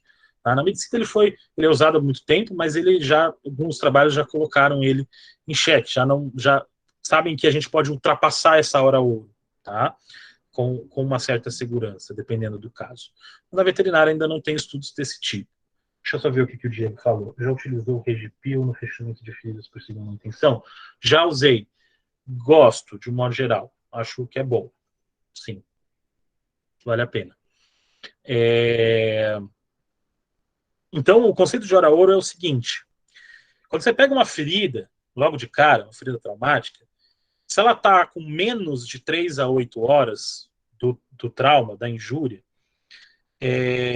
e alguns trabalhos falam de até 12 horas, e os trabalhos em humanos falam até de mais tempo que isso, você, teoricamente, tem menos chance de ter infecção. Tá? Você teria mais contaminação do que infecção. Seria um tempo onde, dentro desse tempo, você poderia fechar uma ferida com bastante segurança, sem que ela infeccione na sequência. O grande problema de você fazer um fechamento primário de uma ferida é você estar trancando contaminantes lá dentro. Contaminantes que vão virar infecção, que vão gerar um abscesso, que vão fazer uma necrose muito extensa, provavelmente vão levar esse paciente a sepse, que é o que acontece quando a gente fecha uma ferida por mordedura, por exemplo. Ferida por mordedura geralmente cursa mal se a gente fechar ela cirurgicamente, justamente por ser uma ferida penetrante e por ser uma ferida muito contaminada. Então, ela cursa mal se a gente fechar, porque a gente está trancando contaminantes que estão afundados dentro da ferida, trancando lá dentro. Então, eles proliferam lá dentro, sem a gente poder limpar, e vira uma zona. Muitas vezes necrosa tudo, faz sepse, faz uma infecção sistêmica, né? Você torna essa infecção sistêmica, né? Então, a hora ouro seria uma forma de você se guiar mais ou menos que dentro daquela hora você poderia fechar. A exceção seria as feridas por mordedura ou feridas penetrantes muito profundas. Agora, por que é tão variável o tempo? Porque eu tenho uma hora ouro menos de 3 horas, menos de 8 horas, muito menos de 12 horas, menos de 24 horas. Por que varia tanto essa hora ouro? Porque varia muito de caso a caso. Eu não posso colocar no mesmo balaio, no mesmo bolo, um paciente que se machucou em casa porque pisou num caco de vidro, de um paciente que levou um tiro. Tipo, não tem como você colocar no mesmo balaio. Um paciente que foi atropelado e arrastou no asfalto com um paciente que se cortou em casa, porque foi brincar, passou do lado de uma árvore e o espinho da árvore cortou ele. Não dá para a gente colocar esses dois pacientes juntos e dizer uma hora fixa, né? Que abaixo de tantas horas ele é menos contaminado ou mais contaminado. É claro que aquele que rolou pelo asfalto vai ter uma hora ouro bem curtinha, né? Ou às vezes inexistente. Ou aquele paciente que se cortou com um caco de vidro em casa, ele vai ter uma hora ouro muito maior, porque é uma ferida muito mais limpa, é uma ferida que muito menos extensa, menos profunda. Então a hora ouro de verdade, que a gente possa dizer, olha, tantas horas de hora ouro, varia de caso a caso. Então o paciente que tem uma ferida mais limpa vai ter muito mais tempo de hora ouro, que seria um tempo ótimo para você fechar, do que outros pacientes. Então, é isso aqui, né? Para lidar com infecção, desse jeito aqui, você não pode fechar. Ah, mas tem um ponto aqui. Realmente, tem um ponto aqui. Mas esse ponto não está fechando a ferida. Veja que ele está aproximando a pele só. É só para essa pele não ficar caída aqui, balançando assim. Só para ela não ficar assim, só para aproximar, né? Veja aqui, ele até soltou depois, né? Soltou depois. No caso de otohematoma, tem a comunicação após-cirúrgica da lesão. Adriele, otohematoma é outra questão, né? Tem nada a ver com ferida, assim. É um outro problema e muitas vezes vai exigir ali o manejo daquela ferida da cirurgia, né? Da incisão, né, do otohematoma, que foi feita para a cirurgia, mas é uma coisa que é uma alteração que normalmente a gente deixa cicatrizar sozinho, né, por causa que nós fizemos a incisão, né. Então, mas é que é uma incisão planejada, é uma ferida planejada, né? Ela foi feita no ambiente cirúrgico, né? Você vai só limpar a ferida e deixar ela cicatrizar. É uma ferida limpa, né? Teoricamente. Então, é diferente de uma ferida traumática, por exemplo. Deixa eu ver o que o Diego falou. Nos casos de ferida mordedora, olha, Diego, eu não costumo utilizar água oxigenada, mesmo assim. Eu prefiro deixar a ferida aberta, em contato com o ar, né? Claro, fechar cirurgicamente, debridar bem, limpar bem, do que usar água oxigenada, para ser bem sincero. Eu não utilizo, mesmo nesses casos, tá? Prefiro deixar aberto. E aí, bate aquela dúvida sempre, tá? Devo fechar essa ferida ou devo manter ela aberta? O que eu devo fazer? Na dúvida, ficou na dúvida, não fecha a ferida. Se você está com uma pontinha de dúvida, se você ainda não tem experiência suficiente, não cometa o erro de fechar uma ferida. Tá? Se você sentiu que está com dúvida e que pode dar ruim se você fechar, melhor deixar aberta. Nem que seja alguns dias, para você ter certeza de como essa ferida vai evoluir. Nem que você tenha que esperar alguns diazinhos, né? Trata esse paciente alguns dias, vê como essa ferida vai ficar do dia seguinte, 2 dias depois, e aí você fecha. Então, ficou na dúvida? Prefira uma abordagem mais cautelosa, prefira algo mais na base aqui do nosso triângulo de fechamento, né? E menos um fechamento primário. Vou dizer um caso que aconteceu comigo, foi muito marcante. Uma vez eu atendi uma cachorra, que acho que tem residentes aqui, eles talvez já tenham escutado essa história, que ela estava convulsionando e um outro cachorro que era amigo dela se assustou e atacou ela, enquanto ela estava convulsionando. Veja que tragédia. Só que ele destruiu a pata dela, tentando talvez ajudar, nervoso, né, com a situação, porque os dois eram amigos. Ele machucou muito a pata da cachorra, né, muito. Ficou lesionada do ombro até a ponta do dedo. Muito, muito machucado mesmo.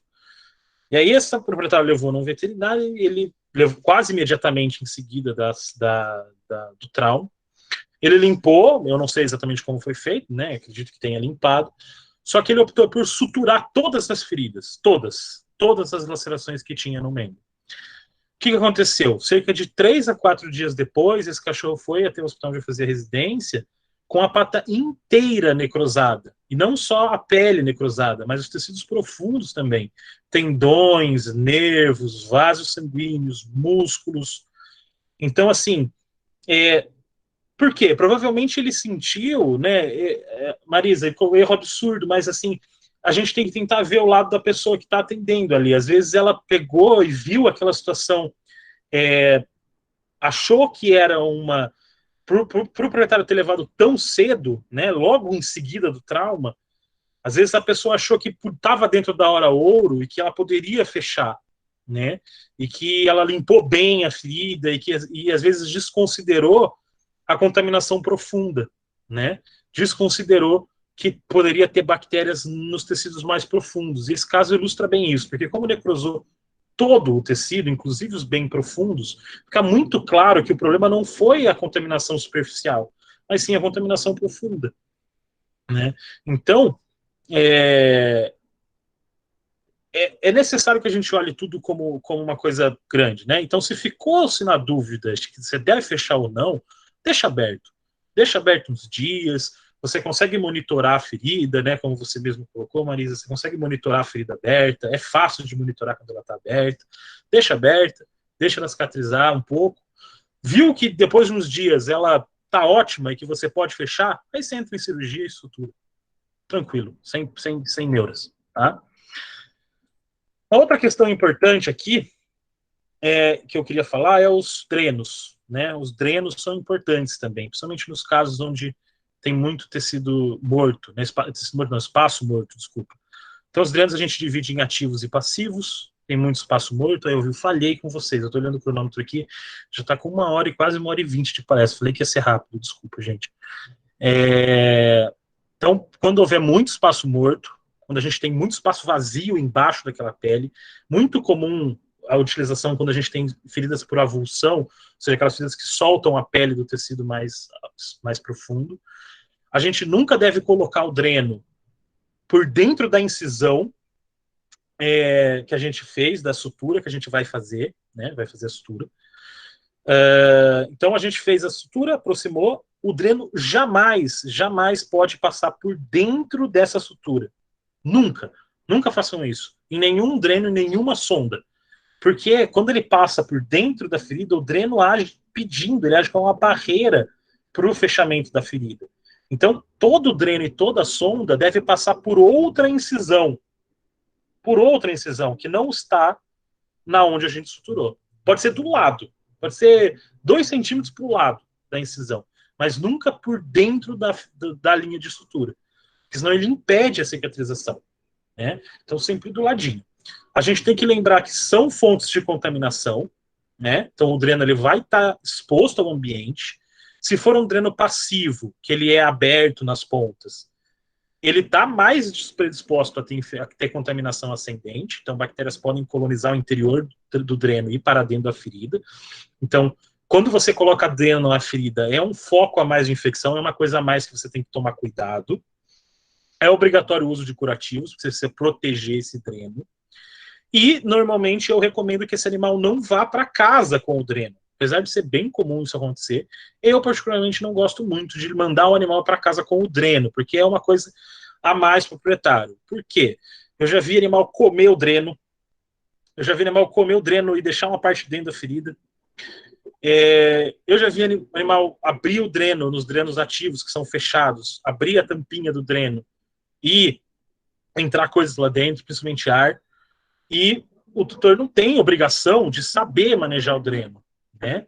A gente tem a obrigação de saber manejar o dreno, mas o proprietário não. Então, se você colocou dreno e você tem a possibilidade de manter esse animal internado, mantenha. Se não, é melhor, às vezes, talvez não colocar o dreno, para evitar qualquer problema. Deixa, às vezes, formar seroma, você trata o seroma depois, melhor do que correr o risco de prejudicar o paciente, exato como a Marisa está falando, prejudicar o paciente botando um dreno que vai se contaminar. Tá? O que é o ideal? O dreno de Penrose é o dreno passivo, né? Então ele depende da gravidade para drenar a ferida. Basicamente ele é um tubo de látex, né? Quase com o mesmo material da luva de látex que a gente usa. Ele depende da gravidade, então você tem que colocar ele sempre ventral, que é para a gravidade puxar o líquido para baixo. O dreno de Jackson Pratt é essa perinha aqui, então ele é tudo furadinho aqui na ponta, então você implanta só essa parte dentro da ferida. Essa parte fica para fora, você abre essa tampinha aqui em cima, abre a tampinha, aperta a pera para esvaziar o ar, fecha a tampinha e o vácuo dentro da pera puxa o líquido. Então é um dreno ativo, que ele não depende da gravidade, ele mesmo puxa. A hora que ele enche, você esvazia a perinha por essa válvula e aperta de novo e faz o vácuo novamente. Qual que é o... Esse dreno é ótimo, excelente, é muito bom. O problema dele é que ele é muito caro, né? Ele é caro para colocar, caro mesmo. Né? Então, ele encarece bastante. Se você está tratando com pessoas que têm um pouco mais de condição, vale muito a pena, porque ele é muito bom. Ele é extremamente furado aqui, ele tem muitos furinhos aqui, então ele drena muito bem. Mas ele é mais caro. Esse aqui, eu quase não uso mais dreno de Penrose, para ser bem sincero. Quase não uso mais. O que eu uso bastante é esse aqui, é o que eu chamo de dreno gambiarra. Né? Então, basicamente, você faz um Jackson Pratt caseiro. Né? Então, essa sondinha é uma sondinha uretral, geralmente um calibre grande, tipo um 10 French, 12 French. A gente faz vários furinhos nela, ao longo dela, na parte que vai ficar dentro da ferida, e você implanta na ferida. Né? Implanta ela lá na ferida, faz um furinho do lado da incisão, coloca a parte furadinha dentro da ferida. A parte que não está furada vem por fora do curativo, e você encaixa uma seringa de 20 na boquinha aqui da sonda uretral, né? Encaixa aqui. E o segredo está nessa parte aqui do êmbolo. Você traciona o êmbolo para fazer vácuo, né? Fazer vácuo dentro da seringa. E uma vez feito o vácuo, você transpassa uma agulha 4012, né? Transpassa uma agulha 4012 para manter o êmbolo puxado, sempre puxado. E aí você faz vácuo dentro da seringa. Né? Então, aqui é o que está acontecendo aqui, ó, que a seringa está puxada, a agulha 4012 está transpassando o êmbolo, né, aqui, furou o êmbolo, mantendo a seringa sempre puxada, e está fazendo a sucção desse líquido que está dentro da ferida. A hora que encher, você desatarracha, esvazia e faz o processo de novo. né, bem simples. O proprietário é meio complicado, mas é um processo bem simples, né? Então a gente tem identificado aqui que isso aqui é um dreno, então tem identificado como dreno, e esses outros dois são soakers de analgesia, né? Então esses dois são catéteres de analgesia, então eles estão identificados, não dá para usar para drenar, tá? Mas isso aqui é bem barato, você não gasta nada, gasta uma sonda uretral, uma seringa e uma agulha para fazer aqui. Geralmente eu quebro a ponta da agulha para ninguém se cortar, né? Depois que você transpassa, quebra a ponta da agulha para ninguém se furar, muito menos o animal. E aí você fixa na lateral do animal ou no dorso, dependendo de que decúbito ele costuma ficar mais. E é super fácil de você manejar isso aqui. É claro que eu nunca mando para casa, mas dentro do hospital é super fácil e substitui bem. Deixa eu contar o final dessa história. Então, esse animal foi cortado pelo cortador de grama, vocês vão lembrar disso, né? Foi 1 hora depois, vejam aqui em cima, 1 hora depois que ele chegou, então a gente fez uma estabilização super rápida dele, ele não tinha nenhuma comorbidade do trauma, estava super bem, tinha fratura de costela, mas não tinha líquido livre, não tinha pneumotórax, não tinha nenhuma lesão mais profunda, estava bem de consciência, a pressão estava ok, o abdômen estava ok, estava tudo certo com ele, só tinha ferida, graças a Deus. Então, 1 hora depois ele estava no centro cirúrgico, foi feita a lavagem, né? Eu mostrei lá no começo que a gente fez aquele cuidado inicial. Foi feita a lavagem aqui, tricotomia. A gente cuidou para não cair pelo dentro da ferida, que isso é uma catástrofe. Limpou, aproximou os músculos mais profundos aqui, ó. Limpou bem os tecidos mais profundos, aproximou o músculo e fechou, né? Fechou a ferida inteira. Então, fechamento primário. A gente optou por fechar, porque a gente estava bastante confiante de que essa ferida estava dentro da Golden Hour, né? Então, aqui 2 horas depois, a gente estava dentro da Golden Hour. A ferida era super recente. Apesar dela estar bem exposta, não tinha muitos debris, a gente estava confiante de que aquilo ia dar certo, e de fato deu. 14 dias depois, esse foi o resultado final. O proprietário estava super satisfeito, o cachorro estava super bem, analgesia ótima, em casa ele ficou super bem, não precisou nem de dreno, né? E cicatrizou super bem, ficou essas crostinhas só aqui, mas isso é cuidados de higiene, né, de limpar mesmo, tirar as crostinhas que formam depois no pós-operatório, mas cicatrizou. Adriana, ali as costelas fraturadas? Deixamos lá, ficou lá. Deixou lá as costelas fraturadas, elas não precisam necessariamente serem estabilizadas, né? Manejo da dor, analgesia, controle disso, monitoração em casa, né? Ele foi convindo várias vezes, mas não necessariamente, costela normalmente fraturada, você não precisa necessariamente operar ou estabilizar, às vezes elas cicatrizam sozinhas. Foi usado em casa? Fernanda, eu não vou saber te dizer exatamente o que foi utilizado, mas posso te dar uma ideia, mais ou menos, né, do que foi passado. Provavelmente foi prescrito um meloxicam, provavelmente foi prescrito algum antibiótico, né, talvez não precisasse do antibiótico, né, para ser sincero, talvez não precisasse, mas foi prescrito, provavelmente foi ou cefalexina ou amoxicilina, para ser sincero, tá? Um dos dois, que são bons antibióticos para a pele. E alguma coisa de analgesia, tipo dipirona, tramadol, algo nesse sentido, principalmente pensando na fratura de costela, né, que dói bastante, tá? Deixa eu ver a pergunta do Luiz. Nesse mesmo caso, se tivesse passado mais tempo, seria bom apenas aproximar os botes desses alguns pontos?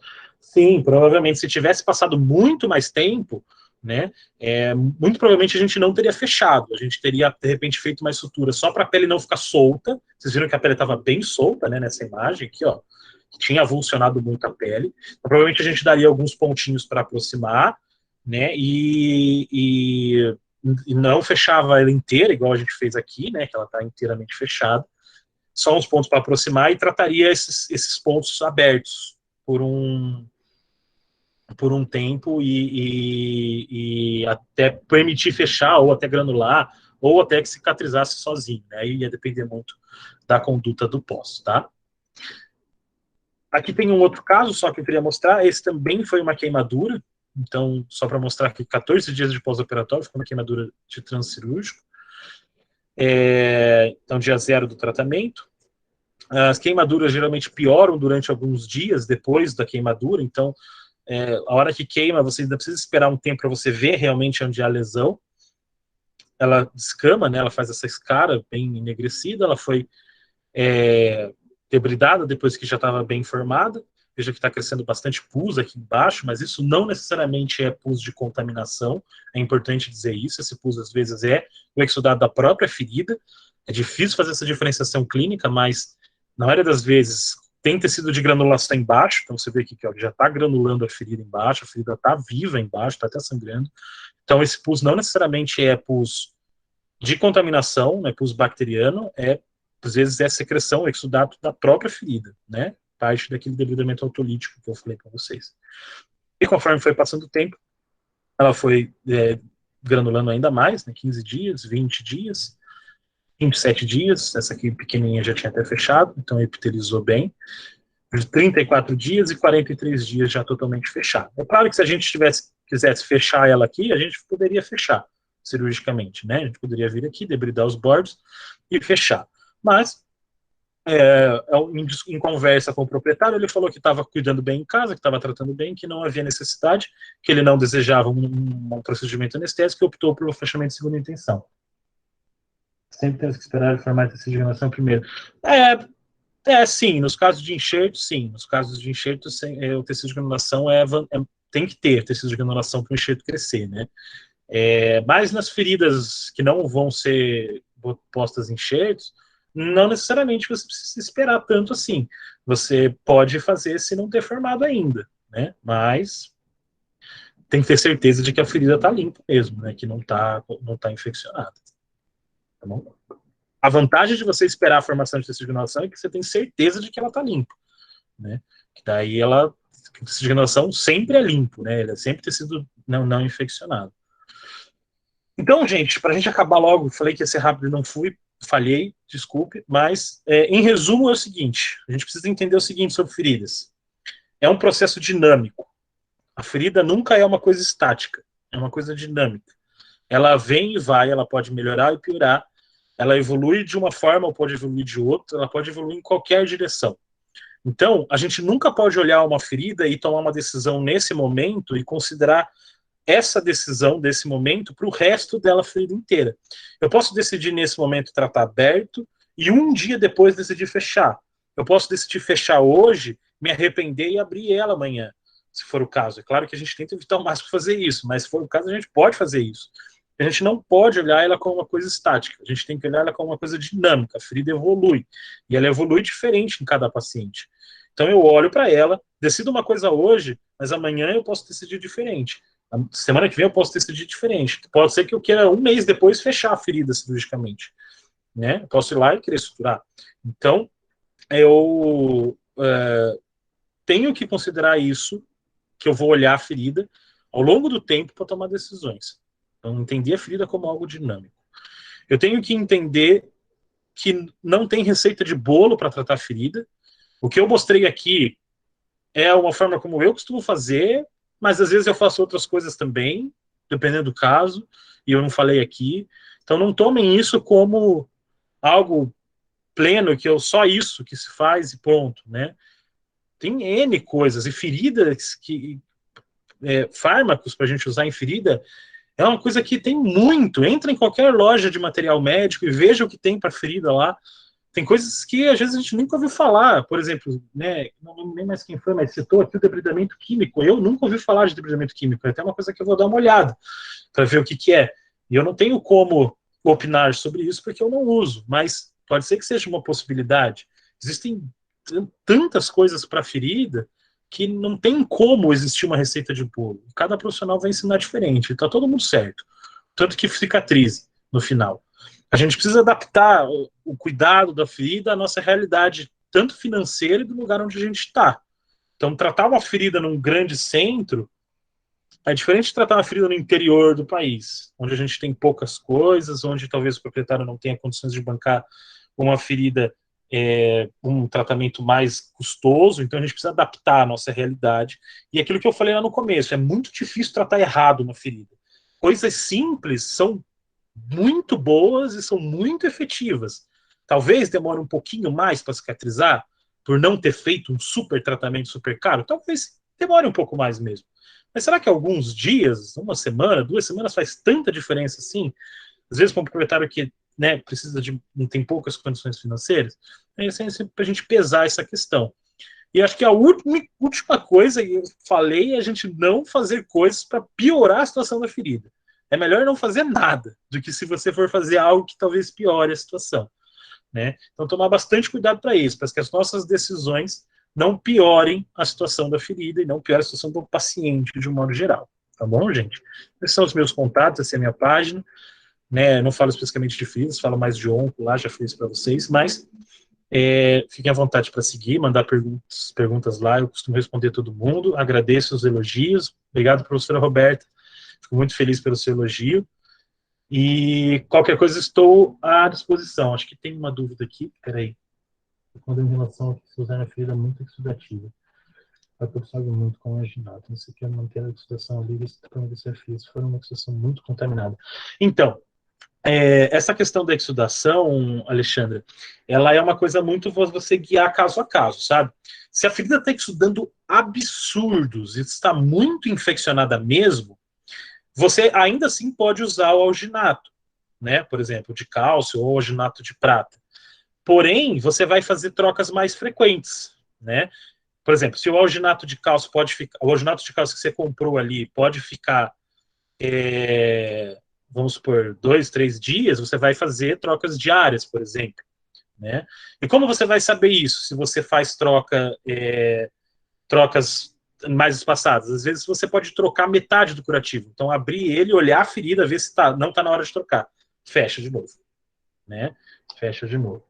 Deixa eu ver. Acho que eu falei. Respondi sua pergunta, Alexandre, em relação a isso?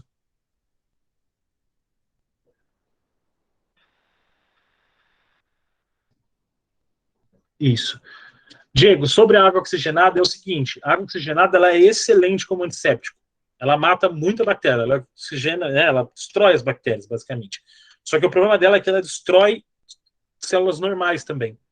Destrói tecidos normais. Ela destrói fibroblastos, ela destrói, mata leucócitos, mata neutrófilos, mata linfócitos, mata macrófagos. Ela acaba com o leito da ferida. Então, no sentido de lesionar o tecido, lesionar o leito da ferida, é o que você não quer, né? Não estou dizendo que você vai usar água oxigenada e vai acontecer uma catástrofe e a ferida não vai mais cicatrizar. Não é isso. Mas você, de certa forma, está tirando coisas boas da ferida, né? Principalmente coisas que vieram do coágulo, que vieram daquelas primeiras etapas da cicatrização. Então, de modo geral, a gente evita, né? Esse tipo de pomada, de antisséptico, né? Fica com antissépticos menos tóxicos, ou só líquido mesmo, só ringer, né? Nem precisa, de repente, usar nenhum antisséptico. Então, existem trabalhos comparando o uso só de soluções com o uso de soluções com antisséptico, e a diferença é pequena, quase nula entre os dois. Então, na prática, às vezes não faz nem diferença. Mais alguma pergunta, gente? Muito obrigado. Estou muito feliz das perguntas de vocês e da participação. Professor, eu queria agradecer a palestra e eu queria adicionar algumas coisas, não sei se o senhor tem conhecimento, que eu conheci faz pouco tempo, sobre a moxa, bustão e o óleo ozonizado. Isso, eu fiz um trabalho, na verdade não foi com feridas, mas foi com retalhos, usando óleo ozonizado, e a gente acabou até não encontrando nenhuma diferença, assim, estatística, né? Pelo menos estatística. Mas com feridas eu tenho pouca experiência no tratamento de feridas com esses métodos. Eu particularmente não costumo utilizar, mas não é que eu tenha algo contra isso, só que contra essa técnica, mas é porque na minha rotina eu não costumo utilizar, entendeu? Você tem experiência nisso? Usando? Eu tive algumas na pós-graduação, principalmente com a moxa, porque é uma alternativa bem barata. Um bastão de moxa custa R$4, R$4,50 e dura meses. E aí, até em feridas de equinos, tem alguns estudos, né, que quem junto comigo estava fazendo esses estudos. Então, é bem surpreendente para feridas que você vai tratar por segunda e terceira intenção, né, feridas abertas, e algumas até no pós-operatório. Ah, legal. Eu realmente não tenho experiência com isso, eu não tenho como falar, como sugerir, né? Por realmente nunca ter utilizado. Mas sei que tem bastante gente que utiliza mesmo, e é aquilo que eu falei, né?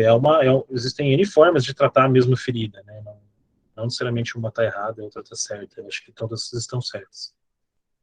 Eu não entendi, professor, que você falou agora do óleo ozonizado. O que foi a pesquisa que você não achou diferença? A gente tratou retalhos, pós-operatório de retalhos com óleo ozonizado, mas é em pesquisa com experimental, não clínico, não uso clínico.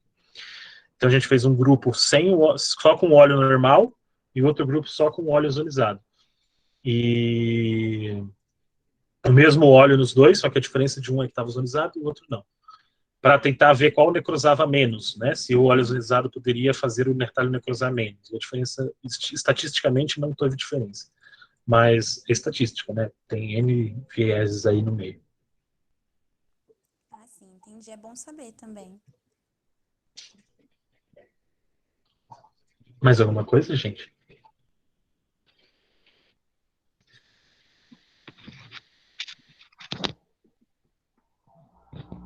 Será que eu posso encerrar? Acho que sim. Eu vou pensar, Diego, vou pensar, quem sabe. Tá. Então, primeiramente, eu queria agradecer ao professor e a todo mundo que participou. E semana que vem a gente tem Jacovete de novo, por causa da adaptação do horário com o GFEL também. E teremos brindes também, então todo mundo que participar vai estar concorrendo. E perguntaram bastante sobre a gravação e a gente vai deixar o link, a gente deixou o link do nosso canal do YouTube aqui e a gente vai mandar lá na página de ouvintes do Jacovete também. Então, se alguém ainda não participe, quer participar, é só deixar um número aqui no chat que eu adiciono também.